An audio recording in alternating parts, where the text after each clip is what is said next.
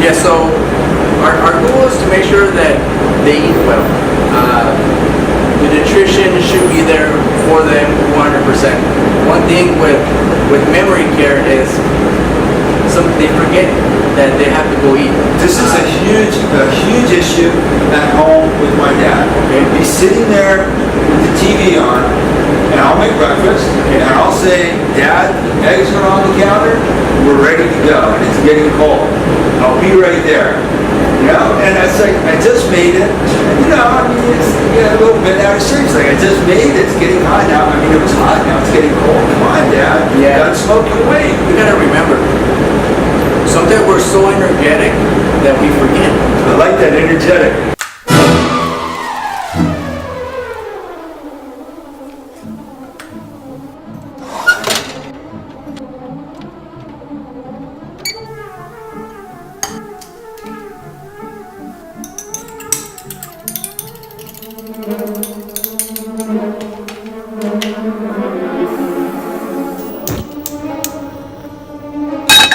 I love to cook, and I especially love to cook for my family, and cooking for my dad is a particular joy of mine because he can't cook. It's not just because of the Alzheimer's or of, aging, but he just never learned how to cook and never had an interest in it, and so it's just, especially now, really my absolute pleasure and privilege to cook for him, to nourish him, to help sustain his life. It's one thing that I can do for him,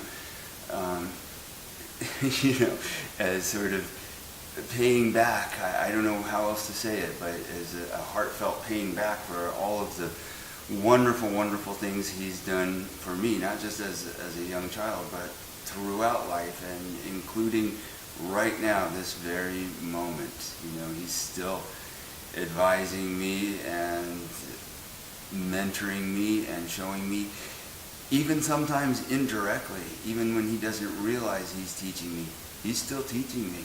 So it's just really, it's my privilege to be able to cook for him. So that being said, you can lead a horse to water, but you can't make him drink or eat in this case. That's not to say that he doesn't like my cooking, because we've seen in other movies that he does, and he'll let you know if he doesn't. But the problem is he's sort of lost his appetite in general over the last couple of weeks.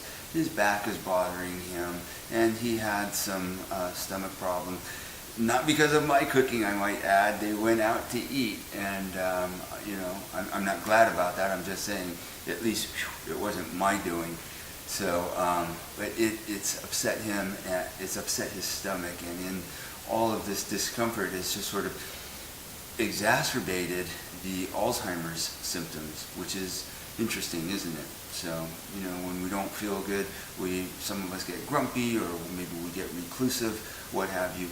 But I've definitely noticed more of the memory issues and the cognitive inabilities and sufferings from the physical problems, physical ailments causing more of a cognitive issue. But yesterday I was setting out to make breakfast, served it, and called him over to come and eat, and that just went very, very badly. Now, it didn't go well, but all's well that ends well, right? And there is a lesson here. The head chef of Caleo Bay shared this with me, and I know it will be very helpful for you too, if and when you come into a similar situation with your loved one. A recommendation that I would suggest, and this is something that we all do here, is that we just sit down together. Perhaps we can get a different entree. For instance, like for myself, I'll get an entree, I'll sit down with the resident, and then I'll start eating with them. I'll start showing them what it should be. And then if they need additional assistance, then I'll start helping them. And next thing you know, they're doing what you're doing. So it's the approach that you set for them. Caleo Bay calls this deep sense of caring meaningful moments. And I have seen this heartfelt caring from everybody that I've had the pleasure to talk with there. Right, you know, this is going to sound lame, but I don't do that. And it seems so simple. When you say that, it's like, of course I should do that. Instead, I'm starting to clean up. Because, you know, he takes so long to eat that I'll serve him, and then because I want to go on to the next thing, so I'm trying to multitask. Right. If I sat with him and ate with him, of course he would come and eat. Yes. You know, some of these things are just like such common sense. Yes. And yet our focus is on something else. As I say, I got to go to work, so I'm going to clean up after I've served Dad. Yes. But you know, just with this disease, it's very sad to experience. But we just gotta remember that, you know, that we should be taking the time to show them, you know, how it should be done. It's almost like I was saying earlier. It's almost as if they go back as if they were young, or they were in their teens, you know, or they were babies. Sometimes it happens. Sometimes they forget everything. So all it takes is a hand. You know, the golden rule. You know, help them out. And I think this is key. You know, professionals don't have that same emotional attachment, and you have the patience and you have the experience. Whereas a family member, a family caregiver, you know, gets very wrapped up. He's my dad. I mean, he will always be my dad, no matter how old I am. Absolutely. And so when he says, "Scott, I will be there when I'm ready," it's like, all right, Dad. Lady, you know, I touch my wrist, my watch, and say, you know, it's already 1 o'clock. Joy's going to be very aggravated with you if you haven't eaten all day, and she's going to be home shortly to have dinner. And he's like, oh, I don't care what happens. I'll do as I want. So, you know, I understand that I am his child. No matter how old I am, I'm his child, and he's my parent. And there's this whole, you know, he wants to feel like he's still the parent and have that respect, and I certainly understand and in fact respect that. But you know, he needs to eat, obviously, to have his strength for his health. So I go off for a moment, and again, you know, try to work, but I can't. And so I'm thinking, how am I going to approach this? And then it occurred to me what Chef Josue said at Caleo Bay.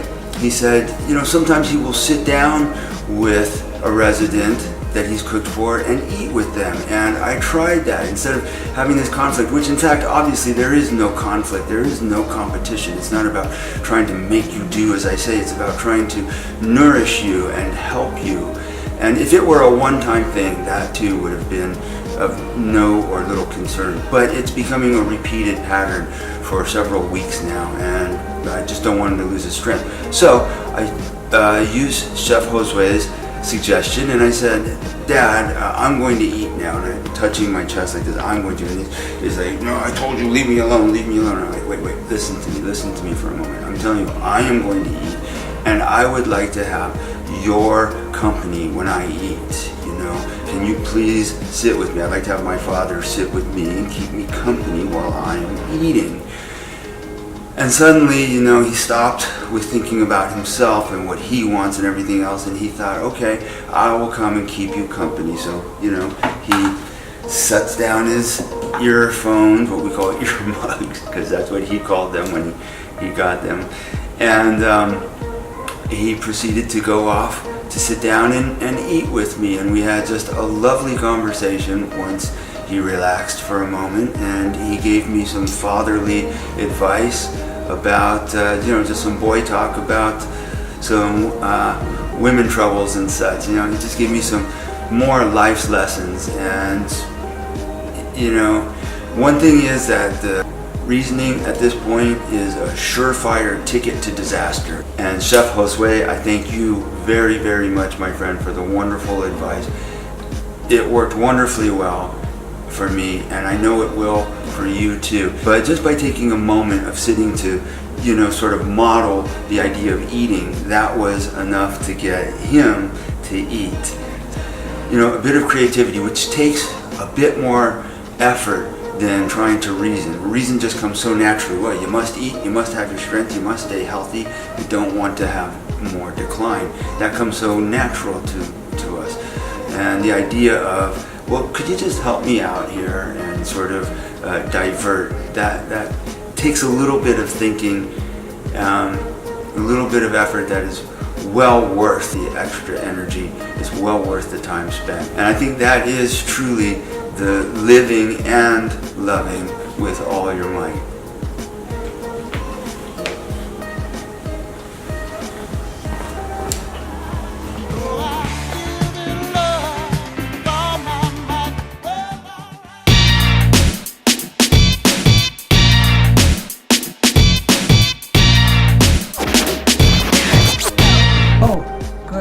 See how it is. Oops. All right. Good? Good. Like that one? Good. All right.